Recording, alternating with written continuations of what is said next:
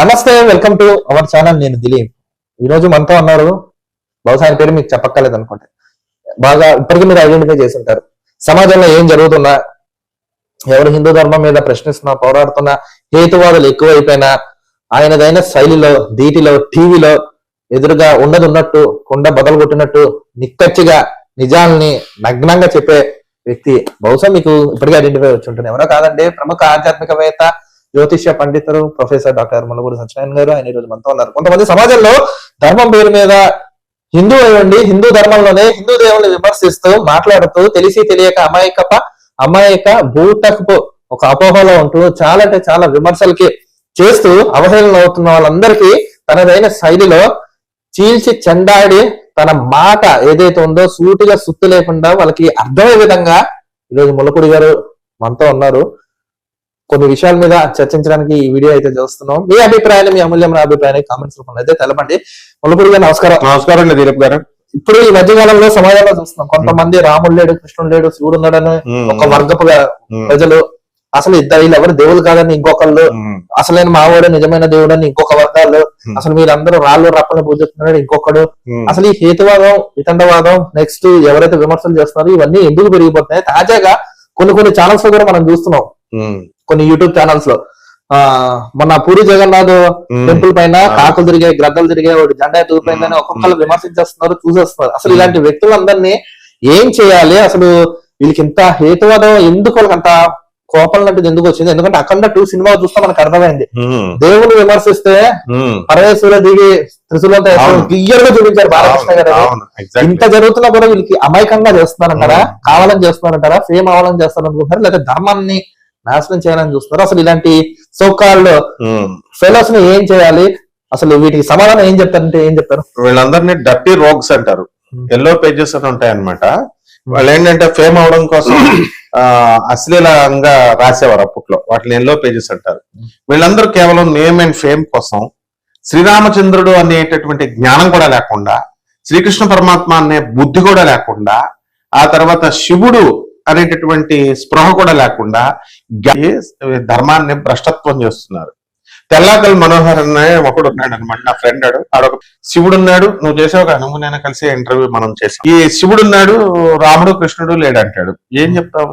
పోనీ నువ్వు అడిగావు అప్పుడు ఆ రోజు, గ్రంథాలు ఏమన్నా చదివావా అంటే, లేదు నేను ఏ గ్రంథాలు చదవను, నేను సినిమాలు చూసి టీవీ సీరియల్స్ చూసి చేశాను అంటే నీకు ఏం చెప్పాలి? మా అమ్మ మా నాన్న చెప్పాడు నాకు శివుడు పూజ చేయమని, రాముడు కృష్ణుడు గురించి చెప్పలేదు కాబట్టి నాకు రాముడు కృష్ణుడు దేవుడు కాదంటాడు. పోనీ ఈడేడు అమాయక పక్షి, వీడిని వదిలేద్దాం. ప్రవచనకారుల్లాగా పెద్ద పేర్లు తెచ్చుకుని పెద్ద పెద్ద స్వామీజీలాగా బాబాల్లాగా ఎదిగిన ఎలా చేస్తున్నారంటే, రాముడు మటన్ తిన్నాడు, చికెన్ తిన్నాడు, రాముడు కృష్ణుడు చచ్చిపోతే 7 రోజులు శవం కుళ్ళిపోయింది అని చెప్తున్నారు. ఇంకేం చెప్పారైతే స్వామీజీ ఏమో ఏకంగా ఈ యొక్క దాని ఉంటారు, రాముడికి బ్రహ్మహత్య పాతకం పట్టలేదన్నాడు. కరెక్టే, రాముడు ఎప్పుడు రావణాసురుడిని చంపితే బ్రహ్మహత్య ఏం పట్టదు రావణ బ్రహ్మ. కానీ ఈ రామేశ్వర టెంపుల్ బ్రహ్మహత్య పాతకం కోసం ఆయన కట్టలేదు అని అన్నారు. రామేశ్వర టెంపుల్ ని కట్టింది శ్రీరామచంద్ర ప్రభువే, కానీ బ్రహ్మహత్య పాతకం నుంచి తప్పించుకోవడానికి కాదు. కాబట్టి వీళ్ళందరూ ఎవడిష్టం వచ్చినట్టు వాడు వాగడం వల్ల ధర్మానికి, హిందూ ధర్మం, సనాతన ధర్మం కొంచెం ప్రాభవాన్ని కోల్పోయేటటువంటి ప్రభావం ఉంటుంది. వీళ్ళంతా బచ్చగాళ్ళు, వీళ్ళంతా మహాబతికి ఇంకో 30-40 సంవత్సరాల కంటే ఎక్కువ ఉంటారు. కానీ సనాతన ధర్మం ఎప్పుడు ఉంటుంది, అది కంటిన్యూ అవుతా ఉంటుంది దాని వైభవం. అఖండాలో చెప్తాడు, అఖండాలో పొడిచి పడేస్తాడు. అలా వీళ్ళందరూ ఆధార్ కార్డు బ్లాక్ చేసి పడేయాలి వీళ్ళందరినీ. తర్వాత వీళ్ళందరినీ సజ్జనార్ సార్ లాంటి సిపి వచ్చి ఎన్కౌంటర్ చేసి పడేయాలి ఇలాంటి వాగుతున్నటువంటి వాళ్ళందరినీ. అప్పుడు తెలుస్తుంది వీళ్ళందరికీ. ఎవరికైనా బుద్ధి జ్ఞానం ఉన్నవాడు ఎవడైనా రాముడి జోలికి వస్తాడా, కృష్ణుడి జోలికి వస్తాడా? జన విజ్ఞాన వేదికలో రమేష్ అని ఒకడు ఉన్నాడు. వాడు షాక్ లో ఏం చెప్తున్నాడు, నాకు ఎంతో గౌరవం ఉంది జన విజ్ఞాన వేదిక అంటే, మూఢనమ్మకాల నుంచి బయటికి దాటిస్తున్నారని. ఆడమ్స్ బ్రిడ్జిని వాళ్ళు రామసేతు అంటున్నారు. శ్రీలంక, ఈ లంక వేరే వేరే ఎందుకే నీకు ఇవన్నీ? రాముడి గురించి ఏం తెలుసు నీకు? రాముడు అప్పటికి ఇంకా ట్రైన్లు లేవంటున్నాడు. ట్రైన్లు లేపడం ఏంటారా బాబు, అక్కడ విమానాలే తిరిగాయి, పుష్పక విమానం తిరిగింది. ఆ ఏరోస్పేస్ ఇంజనీరింగ్, ఏరోనాటికల్ ఇంజనీరింగ్ ఆ కాలం నుంచే ఉంది. అదొకటి. నెక్స్ట్ రెండవది, రాముడు లాస్ ఆఫ్ ఫ్లోటేషన్ చెప్పు నాకు లాస్ ఆఫ్ ఫ్లోటేషన్ ఫస్ట్ నువ్వు లా ఆఫ్ బయాన్సీ చెప్పు. అసలు నేను మాస్టర్, నేను అడుగుతున్నాను నిన్ను. Law of buoyancy, laws of flotation, సూత్రాలు ఫస్ట్ ఫిజిక్స్ చెప్పిన తర్వాత ముందు నేను చెప్తున్నాను. నువ్వు ఇన్ని జోకులు వేస్తున్నావు కదా, ముందు గురుడు యొక్క గురుత్వాకర్షణ శక్తి అన్ని ఉంటాయి కదా, జూపిటరో లేకపోతే మార్సో నీకు ఇష్టం వచ్చింది, దాని విలువ నేను చెప్తాను, మ్యాగ్నిట్యూడ్ నేను ఇస్తాను, దాని యూనిట్స్ చెప్పు నువ్వు. Velocity of the Jupiter, velocity of the Mars ఎందులో కొలుస్తారో చెప్పు, నీకు చూద్దాం, తర్వాత చెప్తాను. ఒక మనిషిని కేజీల్లో కొలుస్తాం, ఒక వస్తువును రూపాయల్లో కొంటాం. అలా కిలోమీటర్స్ పర్ అవర్ అన్నా అంటే కుదరదు. Lowest terms metre per second అంటే సెలెస్టియల్ బాడీస్ కి ఉండవు. అదే తెలియదు నీకు, నువ్వు శ్రీరామచంద్ర ప్రభువుని అంటావు. మనకి అసలు ఐదో తరం వాడు నీ ముత్తాత పేరు చెప్పు, వాళ్ళ ఫ్యామిలీ ఎన్ని సంవత్సరాలు బతికాడు, వాడు ఏం తిన్నాడు, వాడి హ్యాబిట్స్ అవన్నీ చెప్పు చూద్దాం. అవి తెలియదు నీకు. And you're talking about Lord Shri Rama. నేను తమాషాకు ఉందా కొడుకును. తర్వాత ఈ స్వామీజీలు వీళ్ళు, అరే మీకు భక్తులు ఇస్తే డబ్బులు ఇస్తే చిల్లర మీద బతికే యాచకులు మీరంతా. స్వామీజీలు కానీ ప్రవచనకారులు కానీ వీళ్ళందరూ 4 వీడియోలు చెప్పేసరికి హీరోయిజం అనుకుంటున్నారు వీళ్ళు. ఎప్పుడైనా బుద్ధి జ్ఞానం ఉన్నవాడు రాముడు జోలికి వస్తాడా, కృష్ణుడు జోలికి వస్తాడా? కాబట్టి ఇటువంటి వాళ్ళంతా కూడా చెడపురుగులు అనమాట వీళ్ళు. ప్రజలు కూడా ఎంకరేజ్ చేస్తారు వీళ్ళందరినీ అబెట్మెంట్ కేసుల్లో బుక్ చేసి పడేయాలి. ఎవరిని? ప్రజలను కూడా. ఇలాంటి వాళ్ళు ప్రోత్సహిస్తున్నారు. కానీ ఒక విషయంలో మెచ్చుకోవాలి, ఎందుకంటే తెలంగాణ సీఎం రేవంత్ రెడ్డి గారు నిన్న ఒక స్టేట్మెంట్ ఇచ్చారు. ఏంటంటే ఎవరైనా ఏ మతం వాడైనా, ఏ వర్గం వాడైనా, ఏ కులం వాడైనా ఇంకోళ్ళని ద్వేషించినా, దూషించినా, అవమానం చేసినా దేశద్రోహం కింద లాంటి చట్టాల్లో మేము తీసుకొస్తున్నాం త్వరలో. వాళ్ళందరికీ ఉంటే బీ కేర్ఫుల్, ఇది ధర్మం, ఇది మతం కాదు, ఇది ధర్మం అని రేవంత్ రెడ్డి గారు నిన్న రీసెంట్ గా చెప్పారు. అంతే మరి, కాన్స్టిట్యూషన్ ఎప్పుడు చెప్పుద్ది. వీళ్ళు ఏదో నియమాన్ని ఫేమ్ అవ్వాలి. ఆ తర్వాత ఇప్పుడు పనికిమాలిన జ్యోతిష్కులు తయారయ్యారు. వీళ్ళు ఏం చేస్తున్నారు, పూరి జగన్నాథ స్వామి చుట్టూ కాకులు తిరుగుతుంటే కలియుగాంతం అంట, మన గెద్దలు తిరిగినాయి అంట. తర్వాత ఒక గెద్ద ఆ జెండా ఎత్తుకుపోయి మొత్తం చుట్టూ తిరిగిందంట, కలియుగాంతం అంట. కాశీనాథ్ మహారాజ్ అని పాప ఆయన ఏదో పోరాడాడు అక్కడ మనకి భువనేశ్వర్, నా ఫ్రెండే అతను భవిష్యమాలిక అని ఒక ఒరిస్సాలో లిటరేచర్ అనమాట, తమిళనాడు లిటరేచర్ ఎలాగో భవిష్యమాలిక, ఆళ్వార్లు ఎలాగైతే రాశారో తిరుప్పావై, ఇవన్నీ తమిళనాడు లిటరేచర్ ఇవన్నీ. అలాగే భవిష్యమాలిక ఒరిస్సాలో ఉన్నటువంటి వీళ్ళు ఉంటారు కదా, శ్రీకృష్ణ జగన్నాథ స్వామి యొక్క పంచసకులు, 5 ఫ్రెండ్స్ ఋషులు, వాళ్ళు రాస్తారు. పోతులూరు వీరబ్రహ్మేంద్ర స్వామి వారి గారి దగ్గర ఉన్నాయి, చక్కగా మఠంలో ఉన్నాయి, చెత్త చెట్టు కింద పాతారు. తాళపత్రాలను పుస్తకాల్లో ప్రింట్ చేస్తున్నాం ఇప్పుడు అన్ని కూడా. మరి అలాగే స్వప్న మేడం తాళపత్ర గ్రంథ రహస్యాలను సీరియల్ మొదలు పెట్టారు. ఇవన్నీ వీళ్ళ దగ్గర ఓనర్స్ కాబట్టి వాళ్ళకు ఉంటాయి. మీకెందుకు చెప్తారు? మీకు భవిష్యమాలిక అనేటటువంటిది కలియుగాంతం బ్రహ్మం గారు రాశారు 1962 సంవత్సరంలో. మనకి అష్టగ్రహ కూటం వచ్చిందని. వచ్చినోడు నా దగ్గర ఉన్నాడు కాబట్టి నేను చెప్తున్నాను. ఆ చిన్న పిల్లగాడిగా అతను పారిపోయాడు, పంతుళ్ళంతా కూడా గుళ్ళో నుంచి బయటకు పారిపోయారు. అక్కడి నుంచి శని ఇప్పుడు మీన రాశిలోకి వచ్చాడు. ప్రధానమంత్రులనే ఊరేసేస్తారని చెప్పారు. ఇదిగో హసీనా బేగం బంగ్లాదేశ్ కు పడిందా లేదా?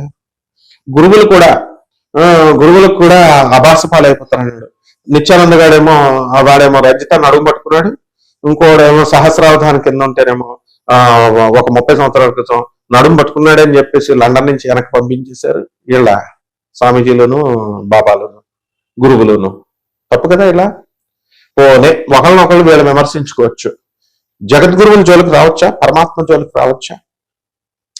శ్రీకృష్ణ పరమాత్మ ఆయన మనకి సోమనాథ క్షేత్రానికి వెళితే అక్కడ క్లియర్ గా శ్రీకృష్ణ నిర్యాణ ప్లేస్ ఉంటుంది. అదేంటి? బిల్ క్షేత్రం. అంటే అక్కడ శ్రీకృష్ణ పరమాత్మ ఏం చేశాడు, తన అంతర్ధానం అయిపోయి తన గోలోకానికి వెళ్ళిపోయాడు అని ఉంటుంది. చచ్చిపోయాడు 7 సంవత్సరాలు అర్జునుడి కోసం కూలిపోయిన శవం అని చెప్తున్నాడు పెద్ద మనిషి. ఇంకేం చెప్పాలా? అసలు అక్కడ ఏం చెప్పాడు? నో అమెండ్మెంట్స్ ఉంటాయి. అమెండ్మెంట్స్ తెలుసుకోకుండా పబ్లిక్ లో ఎలా మాట్లాడతారు మీరు? ఇన్కార్పొరేట్ చేసేస్తారు పనికిమాలిన వాళ్ళు వచ్చి. రకరకాల రచయితలు, రకరకాల మీలో మనలాంటి వాళ్ళే వాళ్ళు కూడా స్వార్థం కోసం, ఫేమ్ కోసం అసలైన వ్యాసుడు రాసిందన్నీ తీసేసి సొంత కవిత్వాలు పెడతారు. తంత్రమని, తొక్కని, తోలని.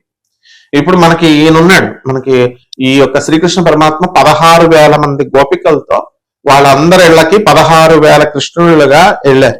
ఇలా జన్మల వాళ్ళందరూ ఎవరు? ఋషులు. శ్రీరామచంద్ర ప్రభు దగ్గర తపస్సు చేసినటువంటి ఋషులు. వాళ్ళు కౌగిలించుకోవాలని పుంసాం మోహయంతి రాముడు రామో విగ్రహవాన్ ధర్మ, అంత అందగాడు రాముడు.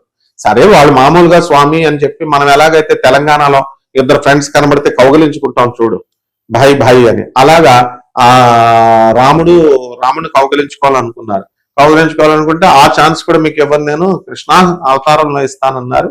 గోపికలుగా ఇచ్చారు. డివైన్ డాన్స్, రొమాంటిక్ డాన్స్ కాదు అది. రాసలీల అంటే ఏళ్ళ తిరుగుతున్నట్టు ఈ బోకుగాళ్ళు అందరు లవ్వుల్లాగా పోల్చుకుంటున్నారు. ఈ బోకుగాళ్ళు లవ్ అంటే ఏంటి? రాధాకృష్ణులకే చెప్పాలి, మామూలు మానవులకి కామం అని చెప్పాలి. లవ్లు ఉండవమ్మా. ఒక తల్లి తన కొడుకుని ప్రేమించేది ప్రేమ, లవ్. ఒక తండ్రి తన కొడుకు మీద ఉండేది ప్రేమ, అంతవరకే లవ్ డెఫినేషన్. భార్య భర్తల మధ్యది ఇవన్నీ కూడా లస్ట్తో కూడుంటుంది, ప్రేమ ఏముండదు. ప్రేమకి ఓన్లీ తన పేగు నుంచి పుట్టాలి, అదేనమాట. అందుకని తల్లి కోసమే డిఫైన్ చేశారు. కాబట్టి అయితే మరి భర్త వరుస పెట్టి ఒక 2 సంవత్సరాలు బిల్లు ఇవ్వడం, భార్య ఉంటుందేమో చూస్తాను, డబ్బులుంటేనే జేబు చూస్తుంది అంటారు. అందుకే పెళ్ళం జేబు చూస్తుంది, తల్లి కడుపు చూస్తుంది. నువ్వు నీ జన్మంతా నువ్వు డబ్బులు తల్లికి రూపాయి ఒకపోయిన తిండికి పెట్టిపోయిన ఆయన అన్నం తిన్నావా అంటే పాపం తల్లి కనబడగానే. That is the difference. కాబట్టి మనకి ఈ రాధాకృష్ణులకి 16,000 గోపికల రూపంలో మనకి ఒక్కొక్క చోట కృష్ణుడిగా వచ్చినటువంటి మహానుభావుడు ఆయన. అర్జునుడు తాను లేకపోతే తట్టుకోలేడు, అటువంటి గొప్ప సరెండరెన్స్ ఉంది అర్జునుడికి. అందువలన జైసా అర్జున్ ఎంత ఒబీడియన్స్ చూపిస్తాడో, ఎంత సరెండరెన్స్ చూపిస్తాడో, వైసా కృష్ణ పరమాత్మ ఏం చేస్తాడో అనుగ్రహాన్ని చూపిస్తాడు, డివైన్ విజన్ ఇస్తాడు. అందుకని అర్జునుడి కోసం అరే నేను లేకపోతే వీడు చచ్చిపోతాడు రా బాబు అని ఒక రూపాన్ని ఇచ్చేసాడు. ఒక రూపాన్ని అక్కడ ఒక కృష్ణుడు అక్కడ ఆల్రెడీ పెట్టి మిగతా రూపాన్ని ఆయన అదృశ్యమైపోయాడు. ఏదో పెద్ద కృష్ణుడి శవానికి కాపలాలు కాసినట్టు కృష్ణుడు చచ్చిపోయాడు, శవాన్ని కుళ్ళిపోయి నేను నాటకాలు తప్పుతున్నారా? రాముడేమో సరయు నదిలోకి వచ్చాడంటే రాముడు అదృశ్యం అయిపోయాడు. తెలుగు సాహిత్యాలు ఇవి చెప్తారు మీరు వచ్చి తరికిబాలినవన్నీ.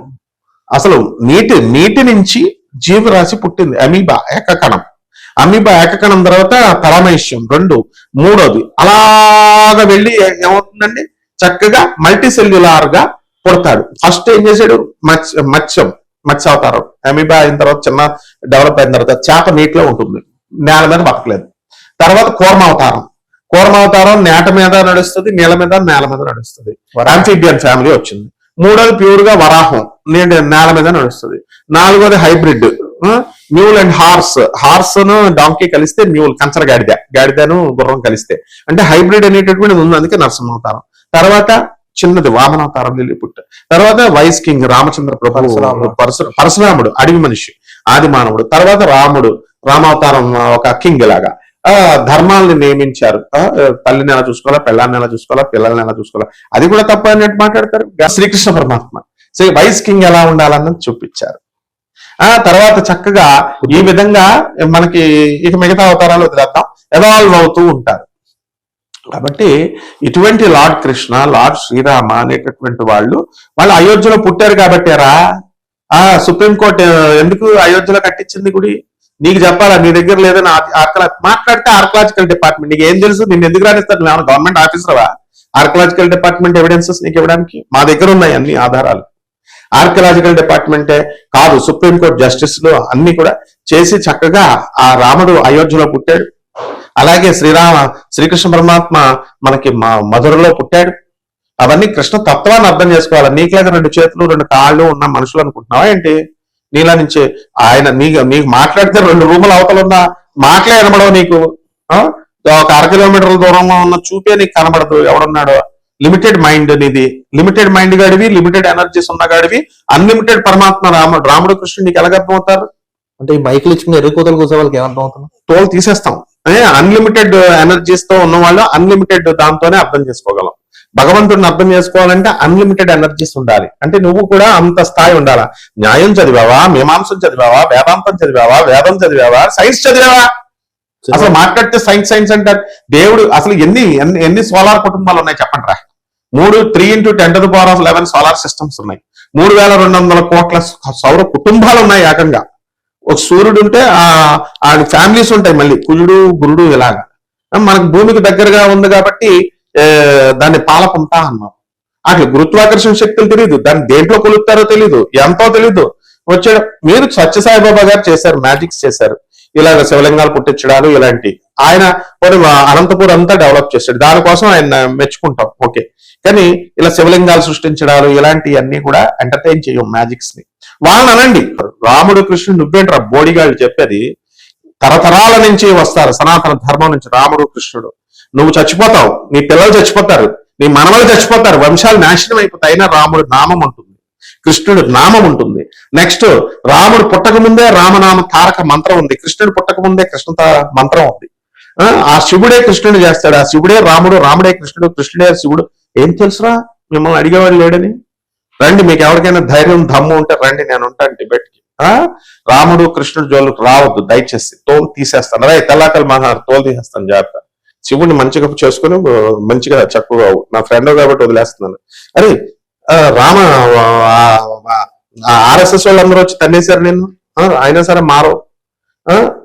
నిన్ను కాదు, ఈసారి రాముడు కృష్ణుడు శవాలు అన్న వాళ్ళని, దాటిపోయిన అన్న వాళ్ళని ఆ దగ్గర నేనే దండించేస్తాను చెప్తున్నాను. అసలు ప్రముఖ ఛానల్స్ కూడా అలాంటి వాళ్ళని కూర్చోబెట్టి ఎంకరేజ్ చేయించి ధర్మనాశనానికి పాల్పడుతున్నాయని చెప్తున్నారు. ఇప్పుడు రాముడు శివధనస్ ఎత్తాడు, ఈ సోకాల్ ఫెలోస్ ఏం పీకారు?